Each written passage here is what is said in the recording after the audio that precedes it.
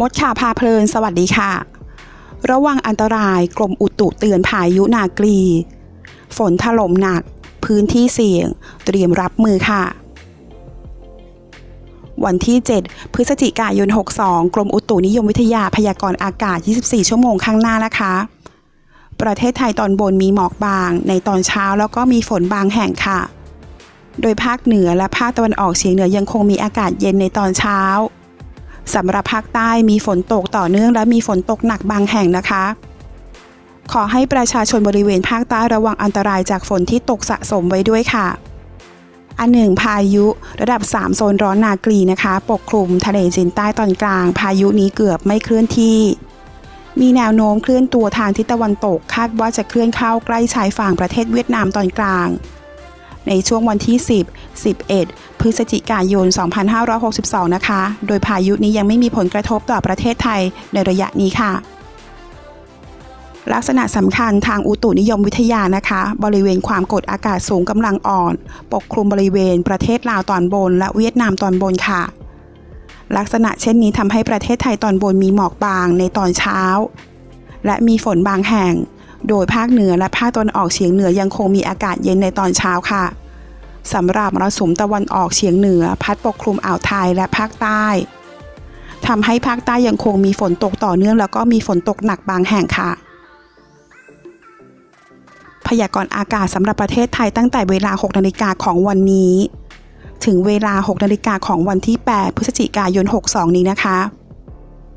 ภาคเหนืออากาศเย็นในตอนเช้ากับมีฝนฟ้าคะนอง10%ของพื้นที่ค่ะส่วนมากบริเวณจังหวัดแม่ฮ่องสอนเชียงใหม่เชียงรายลำพูนลำปางและพะเยาค่ะอุณหภูมิต่ำสุด 21-23 องศาเซลเซียสอุณหภูมิสูงสุด 31-35 องศาเซลเซียสค่ะบริเวณยอดดอยอากาศหนาวอุณหภูมิต่ำสุดอยู่ที่ 9-14 องศาเซลเซียสนะคะลมตะวันออกเฉียงเหนือความเร็ว 10-25 กิโลเมตรต่อชั่วโมงค่ะภาคตะวันออกเฉียงเหนืออากาศเย็นในตอนเช้าอุณหภูมิต่ำสุดอยู่ที่ 20-22 องศาเซลเซียสค่ะอุณหภูมิสูงสุด 32-33 องศาเซลเซียสบริเวณยอดภูอากาศหนาวอุณหภูมิต่ำสุดอยู่ที่ 12-14 องศาเซลเซียสค่ะลมตะวันออกเฉียงเหนือความเร็ว 10-25 กิโลเมตรต่อชั่วโมงค่ะภาคกลางนะคะมีเมฆบางส่วนกับมีหมอกบางในตอนเช้าโดยมีฝนฟ้าคะนอง10%ของพื้นที่นะคะส่วนมากบริเวณจังหวัดราชบุรีกาญจนบุรีสมุทรสงครามสมุทรสาครและนครปฐมค่ะอุณหภูมิต่ำสุด 22-24 องศาเซลเซียสอุณหภูมิสูงสุด 33-35 องศาเซลเซียสค่ะลมตะวันออกความเร็ว 10-20 กิโลเมตรต่อชั่วโมงภาคตะวันออกมีเมฆบางส่วนกับมีฝนฟ้าคะนอง10%ของพื้นที่นะคะส่วนมากบริเวณจังหวัดชลบุรีระยองจันทบุรีและตราดค่ะอุณหภูมิต่ำสุด 23-25 องศาเซลเซียสอุณหภูมิสูงสุด 32-35 องศาเซลเซียสลมตะวันออกเฉียงเหนือความเร็ว 10-30 กิโลเมตรต่อชั่วโมงทะเลมีคลื่นสูงประมาณ1 เมตรนะคะห่างฝั่งคลื่นสูงมากกว่า1 เมตรค่ะภาคใต้ฝั่งตะวันออกมีเมฆมากกับมีฝนฟ้าคะนอง60%ของพื้นที่ค่ะและมีฝนตกหนักบางแห่งบริเวณจังหวัดสุราษฎร์ธานีนครศรีธรรมราชพัทลุงสงขลาปัตตานียะลาและนราธิวาสค่ะอุณหภูมิต่ำสุด 23-24 องศาเซลเซียสอุณหภูมิสูงสุด 32-34 องศาเซลเซียสค่ะตั้งแต่จังหวัดสุราษฎร์ธานีขึ้นมาลมตะวันออกความเร็ว 15-30 กิโลเมตรต่อชั่วโมงนะคะ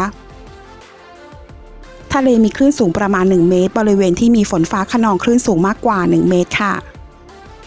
ตั้งแต่จังหวัดนครศรีธรรมราชลงไปลมตะวันตกเฉียงใต้ความเร็ว 10-35 กิโลเมตรต่อชั่วโมงทะเลมีคลื่นสูง 1-2 เมตรบริเวณที่มีฝนฟ้าคะนองคลื่นสูงมากกว่า2 เมตรค่ะภาคใต้ฝั่งตะวันตกมีเมฆมากกับมีฝนฟ้าคะนอง60%ของพื้นที่นะคะและมีฝนตกหนักบางแห่งบริเวณจังหวัดระนองพังงาภูเก็ตและกระบี่ค่ะอุณหภูมิต่ำสุด 23-25 องศาเซลเซียสอุณหภูมิสูงสุด 31-34 องศาเซลเซียสค่ะลมตะวันตกความเร็ว 15-30 กิโลเมตรต่อชั่วโมงทะเลมีคลื่นสูงประมาณ1 เมตรบริเวณที่มีฝนฟ้าคะนองคลื่นสูงมากกว่า1 เมตรค่ะ กรุงเทพมหานครและปริมณฑลมีเมฆบางส่วนกับมีหมอกบางในตอนเช้านะคะ อุณหภูมิต่ำสุด 24-25 องศาเซลเซียส อุณหภูมิสูงสุด 33-36 องศาเซลเซียสค่ะ ลมตะวันออกความเร็ว 10-20 กิโลเมตรต่อชั่วโมง ขอขอบคุณข้อมูลจากสยามนิวค่ะ ถ้าเพื่อนๆชอบคลิปนี้ฝากกดไลค์และกดกระดิ่งติดตามได้ที่ช่องมดข่าวพาเพลินด้วยนะคะ ขอบคุณค่ะ